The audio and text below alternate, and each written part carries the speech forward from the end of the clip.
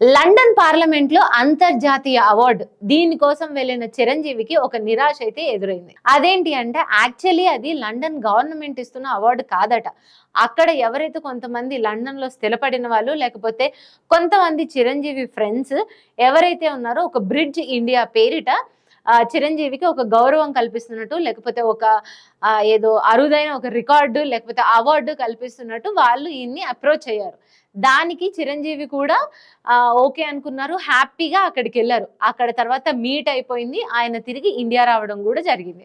ఇదంతా అయిన తర్వాత చిరంజీవికి ఒక విషయం తెలిసిందంట. ఏంటంటే అది లండన్ గవర్నమెంట్ ఇచ్చింది కాదు, అంటే ఒక యూకే గవర్నమెంట్ అది ఇచ్చింది కాదు. అది జస్ట్ మీట్ మిస్టర్ చిరంజీవి అనే ఒక పేరిట జరిగిన ఒక గెట్ టుగెదర్ అంట. ఇదంతా ఎలా జరిగింది అంటే యాక్చువల్లీ ఇలాంటి మీట్స్ అనేవి ఇటు మనకి ఇండియాలో కానీ లేకపోతే ఇట్లా విదేశాల్లో కానీ జరుగుతూనే ఉంటాయి. ఇలాంటివి ఇంతకు ముందు కూడా జరిగాయి.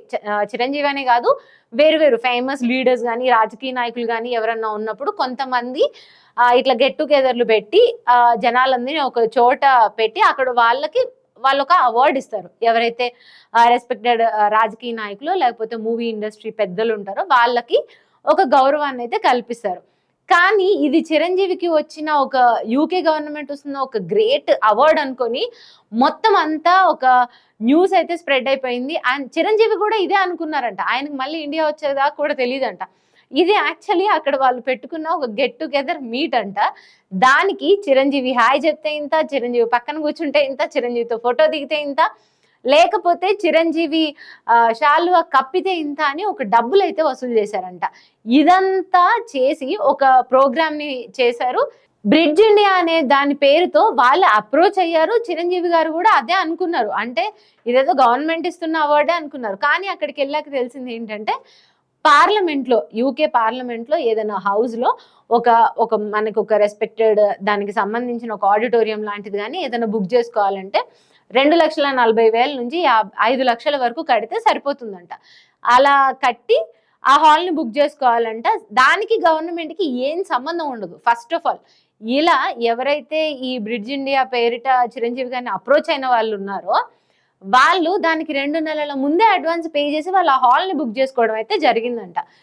ఇదంతా చేశారు, ఆయన్ని పిలిచారు, ఇవన్నీ ఏవైతే డబ్బులు అవన్నీ పెట్టారో అదంతా ఒక మీటింగ్ అదంతా అయిపోయింది, పూర్తి అయిపోయింది.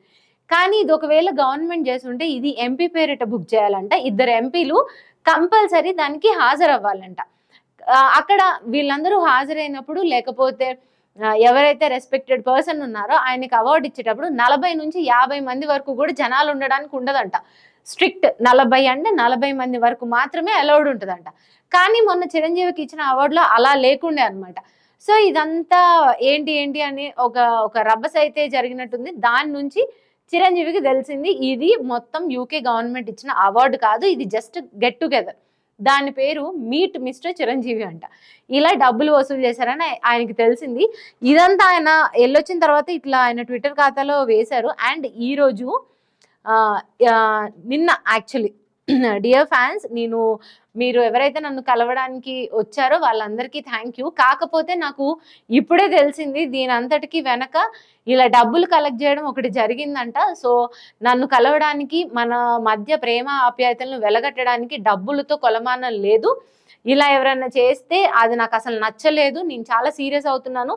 ఈ డబ్బులు ఎవరెవరి దగ్గర నుంచి అయితే కలెక్ట్ చేశారో వాళ్ళందరికీ ఇచ్చేయాలి అంటూ కూడా ఆయన ట్విట్టర్లో పోస్ట్ చేయడం అయితే జరిగింది. అయితే ఇంతకు ముందు కూడా ఇలాంటివి జరిగాయి, ఇదేం కొత్త కాదు. ఇండియాలోనూ జరిగాయి, ఫారిన్ కంట్రీస్లోనూ కూడా జరిగాయి. కానీ ఫారిన్ కంట్రీస్లో ఇదొకటి ఎక్కువనే ఉంది. ఎందుకంటే ఇప్పుడు ఇక్కడ నుంచి అక్కడికి తీసుకెళ్తారా, ఇప్పుడు చిరంజీవి గారే ఉన్నారు, ఇక్కడ నుంచి యూకే తీసుకెళ్తారు.